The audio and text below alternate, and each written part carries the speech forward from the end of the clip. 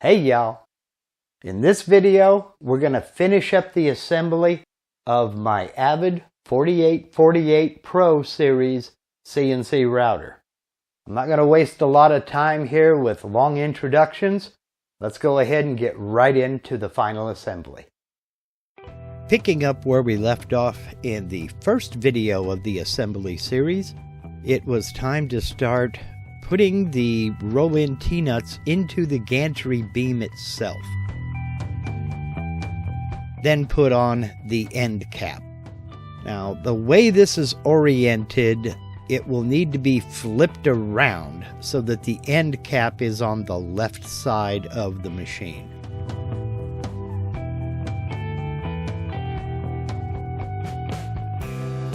Then with the gantry beam in place, we can go about aligning those slide-in T-nuts and bolting everything down nice and tight.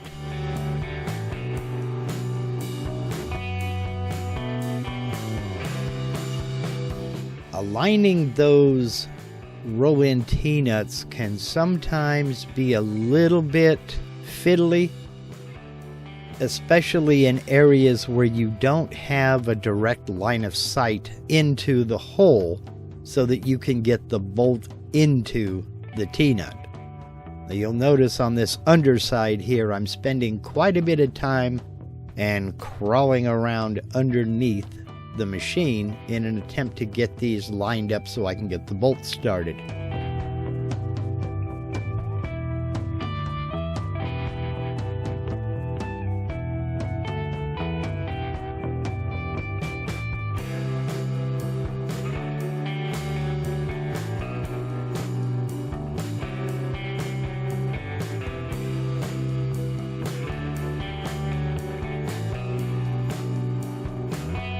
Then it was time to add the gear track on top of the gantry beam.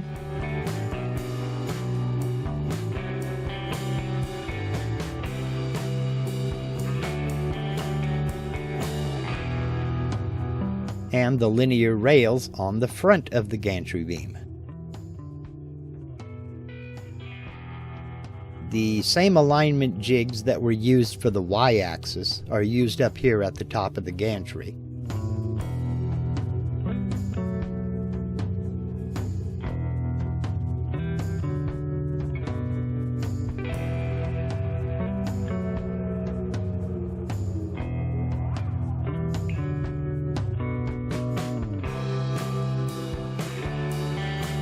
And of course, installing the bearing blocks, giving them a little bit of grease. And installing the bumper brackets.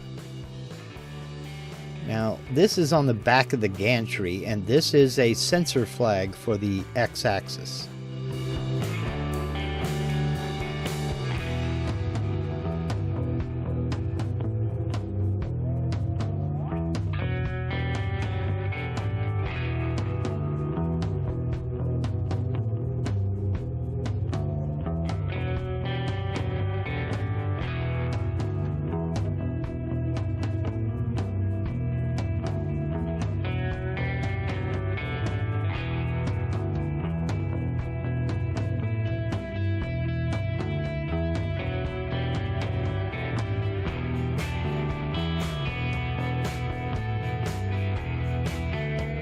Then we can align and tighten the lower linear rail.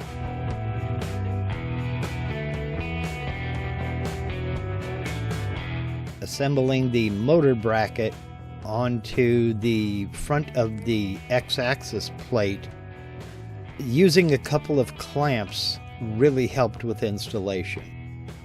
Then it was time to assemble the NEMA 34 motors and rack and pinion drive system. Just a little bit of Loctite on the set screws and adjust the pulley into the proper location.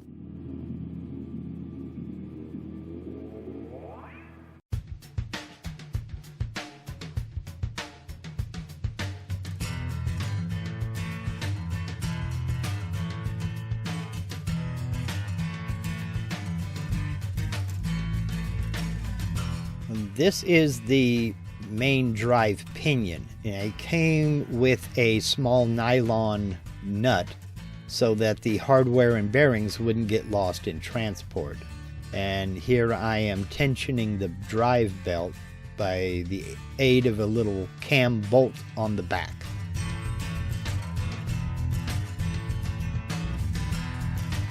Installing the motors and rack and pinion drive system is very simple.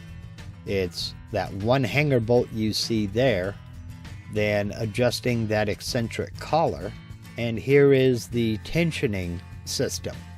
Just bring the motor up until it's engaged in the track, then tension by adjusting that bolt 3 turns. And I did the same thing over on the other side of the gantry. For the x-axis, it's exactly the same as the gantry sides, except it's rotated 90 degrees.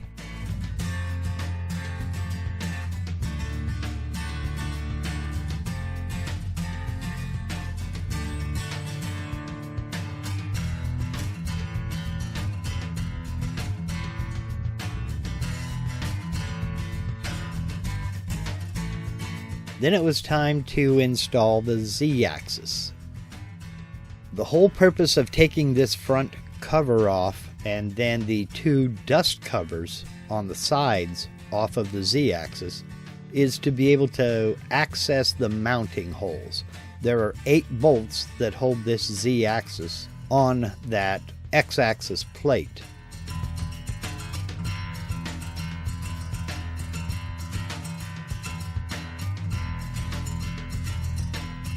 The Z-axis is pretty hefty itself.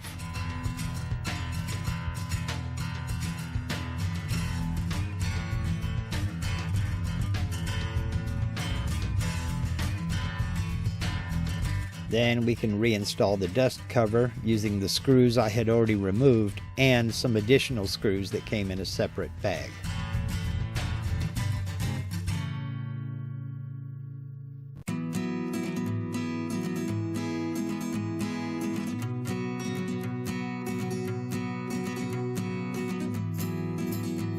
Then reattach the cover.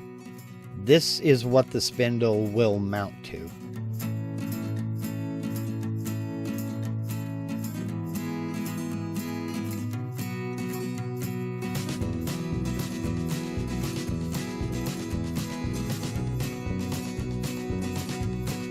Now I made a mistake here and went ahead and kind of snugged down the bolts when I shouldn't have, and couldn't get that last bolt kind of aligned the right way, so I pulled those bolts and started over.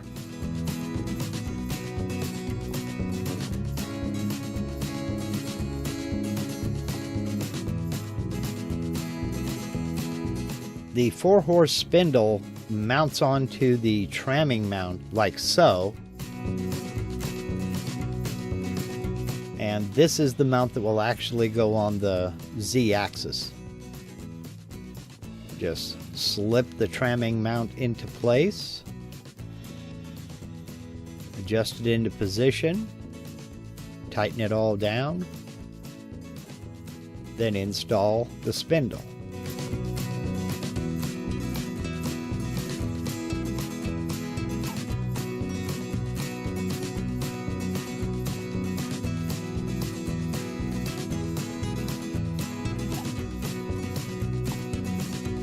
This entire process here took the longest of any single step, and that was mounting the cable track, running the cables, and the electronics enclosures. It may sound simple to mount the cable tracks and then put the cables into those cable tracks. That took an entire day. There are a lot of cables, and it's pretty fiddly. One tip I'll give you here is to open up your cable track before you get it bolted down completely, and leave it open until you get all of your cables in place and connected to your enclosures and your enclosures are mounted. Then you can go back and close the cable tracks. I know this because I had to open and close them about 3 times.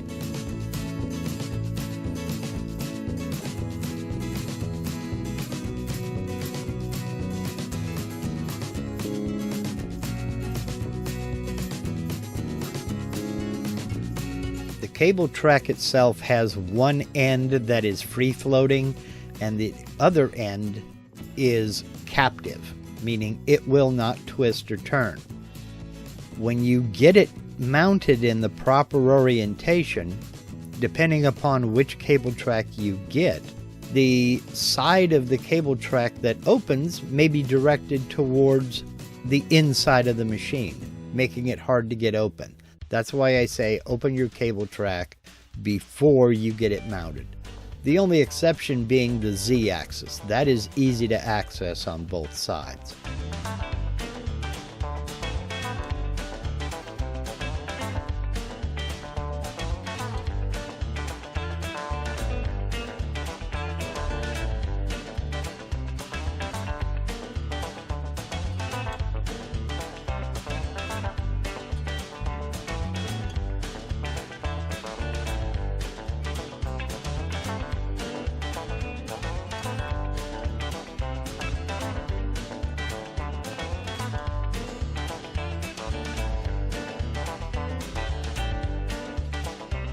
Now, I couldn't get a good camera angle here, but rest assured that everything I did on the right side of the machine there for the Y-axis, I also did on the back of the machine for the X-axis. Then it was time to hook up the proximity sensors. These cube types will go on the Y-axis.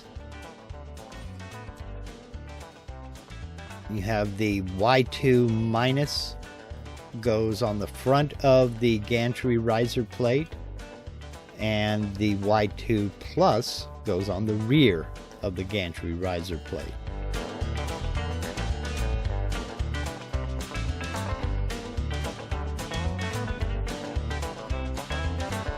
The cylindrical proximity sensors will go on the Z and the X axis.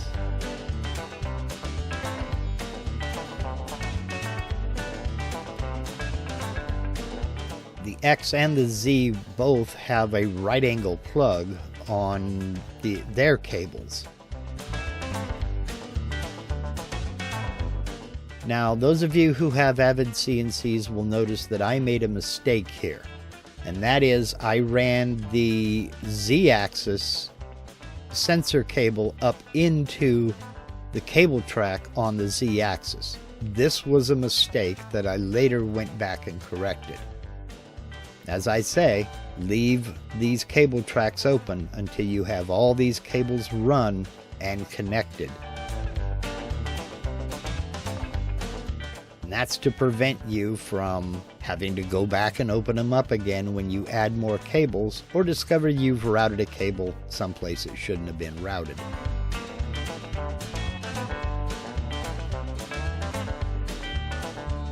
The Y1 minus and Y1 motor cable both get threaded through the gantry beam itself.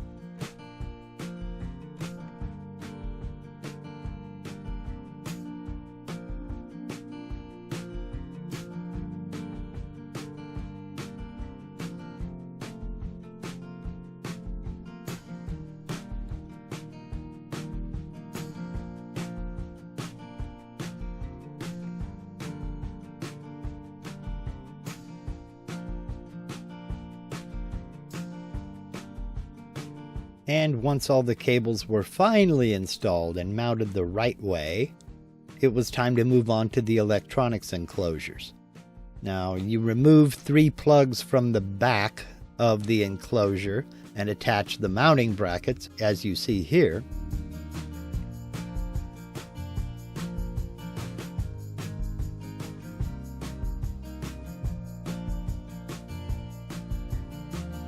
Hooking up the cables is very simple. As long as you mark your cables to identify them when you get to this point, It's simply orient the plug the right way, screw it in.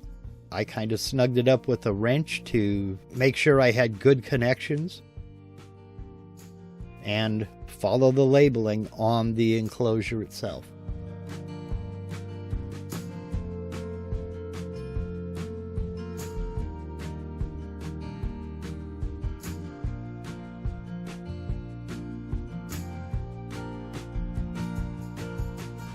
Some more roll-in T-nuts went into the extrusion, and some studs were installed. Then hang the enclosure box, add the nuts, then go back and tighten everything up.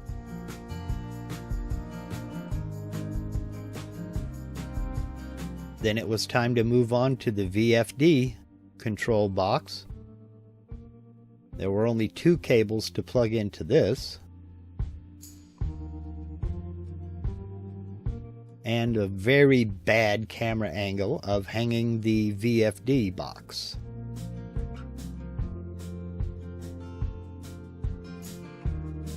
This is to show you the correct way of running the Z-axis cable. It should run through maybe 2 sections of that cable track and run straight out the back, then through the cable track on the back of the gantry, then down the gantry riser and into the cable track on the table.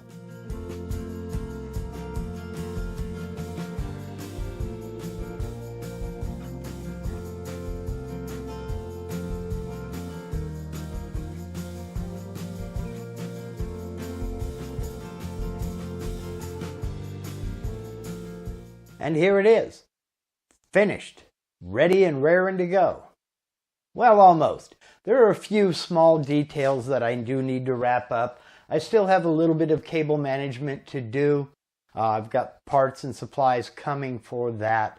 I need to move this monitor this direction along this wall by 1 stud, and I'll get to that here shortly.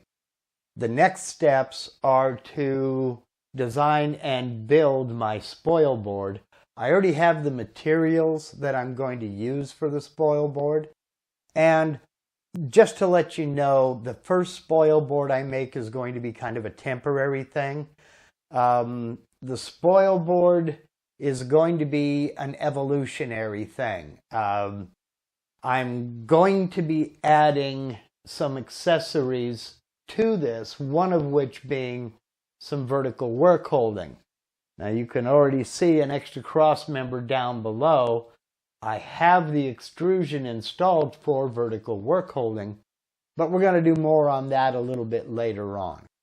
So basically what I'm saying is I'm going to be more or less dividing up this entire table into zones. I'm going to be doing some vertical work holding.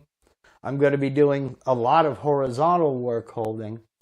I do plan on using T-track, but the main reason for using T-track will to be mount fixtures. I'm going to be doing a lot of fixturing and taking you along with me on that journey. More on that in future videos.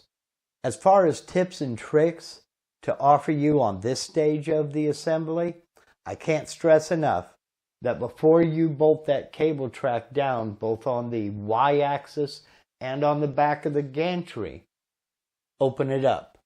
And don't close it until you have all of your cables routed and you're sure you have them routed and they're routed where they're supposed to be routed. I ended up having to open and close these 3 times. I thought I was done running cables, spotted more cables on the table and went, uh-oh. Had to open it up and run more. Then I discovered that I had hooked up the Z connection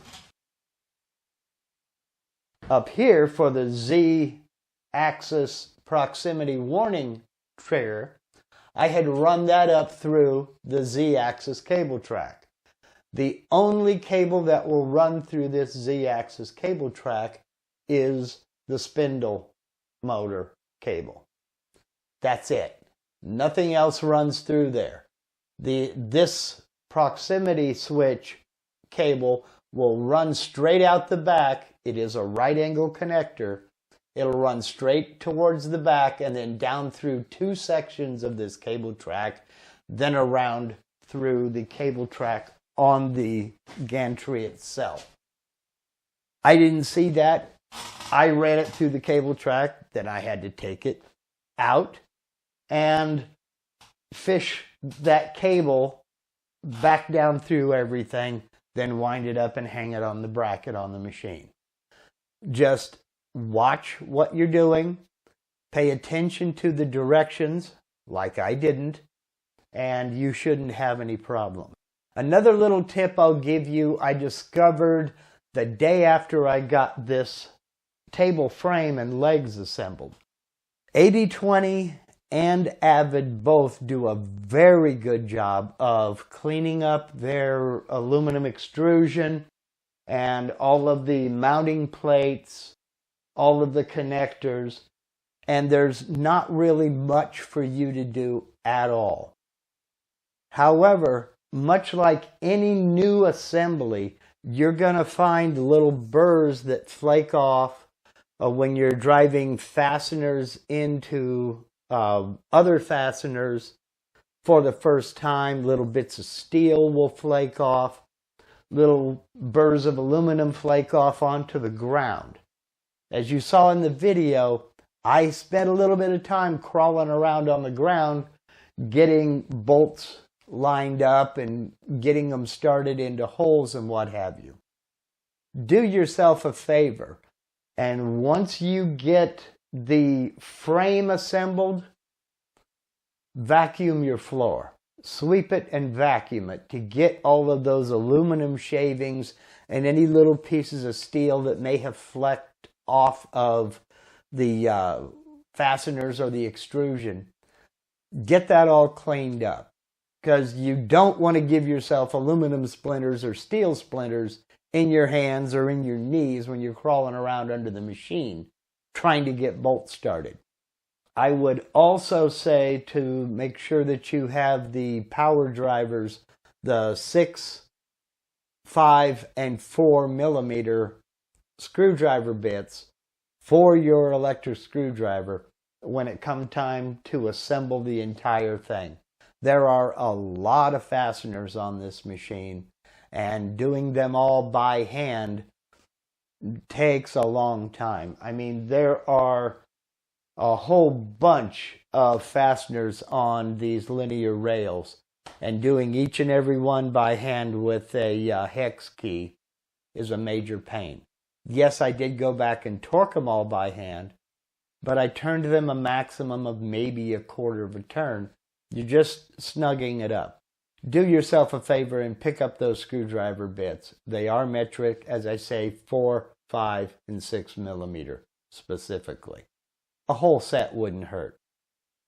Other than that, it is very straightforward. One question I had when I was looking at this entire process was, how long are the power cords? Because I needed to know if they would reach from where the enclosure mounts on the machine to the wall. Well, nobody really addresses the length of the power cords, and I can tell you they are 10 feet long. So you have a 10-foot cable that runs from the VFD, and then 10 feet into the wall in my case, and a 120 volt cable that I plugged straight into the back of the wall back there, so that it's on its own circuit. 220, obviously it's on its own circuit, but the computer, the monitor, and everything over here is on a separate circuit from the machine. But just know that both the 240 volt cable for the VFD and the 120 volt cable for the controller, those cables are 10 feet long. As I said, the next video is going to be on creating a spoil board for the machine. I have decided that I'm not going to get into downloading, installing, and setting up Mach 4 because that's individual to each machine. It depends on which motor set you get, whether it be Avid or somebody else. It depends on what controllers you get. It depends on what spindle, the physical size of the machine. So with it being that individual with that many variables, I've decided I'm not going to get into setting up Mach 4 and configuring it for the machine. If you just follow the instructions on the Avid CNC website, use the system configuration utility, and follow it step by step, you'll be just fine. So we'll go ahead and we'll wrap this up here. First of all, I'd like to say thank you, everybody, for your interest in my Avid CNC assembly. The support has been overwhelming, and nobody is more surprised than I am. Thank you all very much. Thank you to everybody who's watched the videos, everybody who shared the videos, given me a thumbs up, left me a comment, and I'd like to give a special shout out to my channel members. If you'd like some information on how to become a channel member, just click that join button right next to that subscribe button. A little panel will pop up and a video will play that will explain everything you'd like to know about channel memberships. If you'd like to continue to follow along as I get into my next level of my CNC adventure and my Avid journey in particular, I do hope you'll consider subscribing to my channel. Now, I know there's no way I answered every question. So this afternoon at noon Pacific, 3 p.m. Eastern Time, I'll be hosting a live Q&A session where you can ask me any question you'd like about the Avid CNC assembly or any other video that I have here on my channel. Again, that's today at noon Pacific, 3 p.m. Eastern, right here on my YouTube channel. And I've already put a link to that live Q&A session down in the description box of this video. Now, these live Q&A sessions, not only are they a lot of fun, they're a great reason to go ahead and subscribe to my channel if you're not already a subscriber. And when you click that red subscribe button, click that little bell icon right next to it. Then click it a second time and set that menu to all notifications. Then you'll get a notification the next time I post a video and the next time I go live. So, I hope to see you this afternoon for the live Q&A session. And as always, whether you subscribe to my channel or not, whether you become a channel member or not, I'd like to thank you very much for taking the time to watch, and y'all take care.